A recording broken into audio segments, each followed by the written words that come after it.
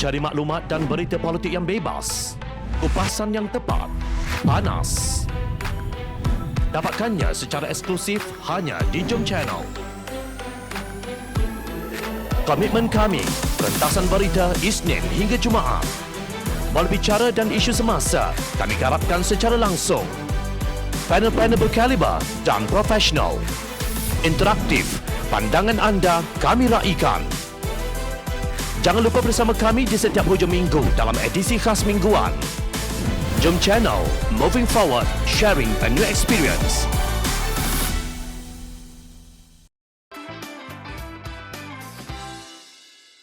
Adakah sinar di hujung terowong buat kebebasan media?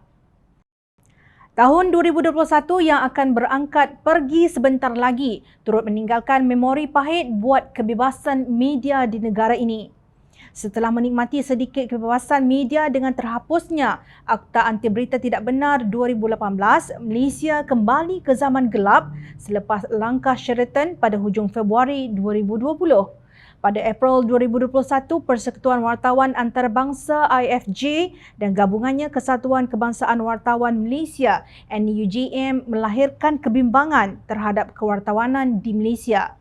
Ini susulan penurunan drastik dalam kedudukan kebebasan akhbar dalam Indeks Kebebasan Akhbar Dunia 2021 oleh Reporters Without Borders (RSF). IFJ dan NUJM menyeru kerajaan Malaysia supaya memberi jaminan untuk melindungi wartawan. Malaysia telah turun 18 kedudukan daripada 101 pada 2020 kepada 119 pada 2021 daripada 180 negara dalam Indeks Kebebasan Akhbar Dunia. Menurut mereka, ia berikutan setahun sekatan yang semakin teruk terhadap wartawan di Malaysia dan di seluruh dunia atas alasan wabak COVID-19. NUJM menyeru perlunya untuk menambah baik persekitaran bagi wartawan di Malaysia untuk bekerja tanpa rasa takut akan gangguan atau keperluan untuk penapisan diri. Mereka juga menggesa pemansuhan langkah-langkah perundangan zalim semasa yang terus menindas kebebasan media. Indeks Kebebasan Akhbar Sedunia diterbitkan setiap tahun sejak 2002. Ia menyediakan kedudukan dan analisis hak media di lebih 180 negara di seluruh dunia. Pada tahun 2021, ia membuat rujukan khusus kepada keadaan wartawan yang semakin teruk di tengah-tengah pandemik COVID-19. Media dihadkan sebahagian atau sepenuhnya di 132 negara mengikut Indeks Kebebasan Akhbar Dunia 2021 dengan hanya 7% negara didapati menawarkan persekitaran yang menggalakkan untuk kewartawanan. 4 negara paling teruk untuk kebebasan akhbar ialah Turkmenistan, Korea Utara, Eritrea dan China.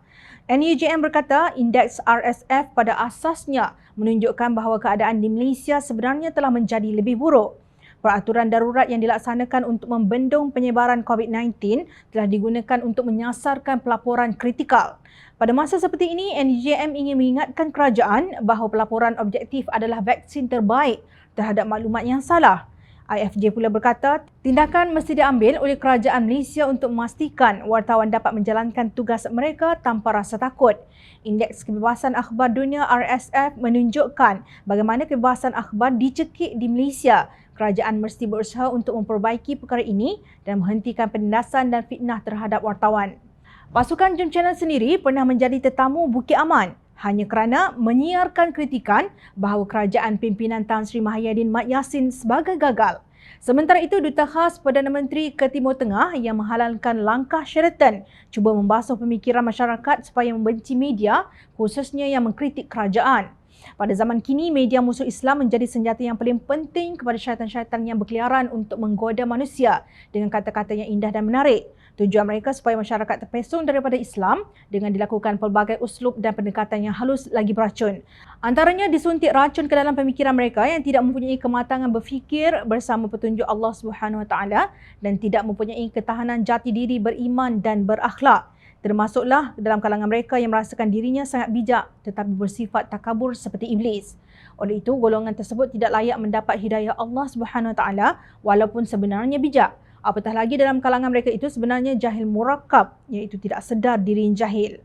Demikianlah tulisan Presiden PAS Tan Sri Abdul Hadi Awang berjawatan Duta Khas Perdana Menteri ke Timur Tengah bertaraf menteri yang tidak pernah menjejakkan kaki ke sana di Harakah Delhi pada 17 Oktober 2021. Beliau juga mendakwa terdapat pihak yang sedia berbelanja besar dan menjadi dalang kepada media musuh Islam yang semakin canggih meredah langit terbuka tanpa sempadan. Mereka itu sama ada terdiri daripada kalangan parti politik, badan bukan kerajaan iaitu NGO, sehinggalah pihak kedutaan asing yang bersedia memberikan bayaran yang paling mahal.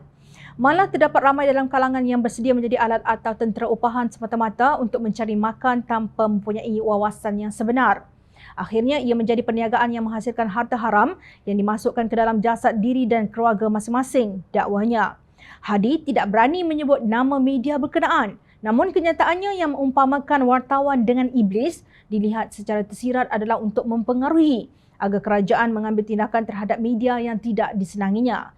Sedangkan apa yang dilakukan oleh pihak media adalah mencari kebenaran dan melaporkan kebejatan yang berlaku.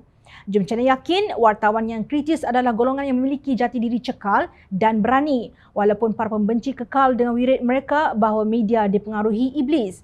Kita akan sama-sama bina sinar itu demi kebenaran dan keadilan sejagat.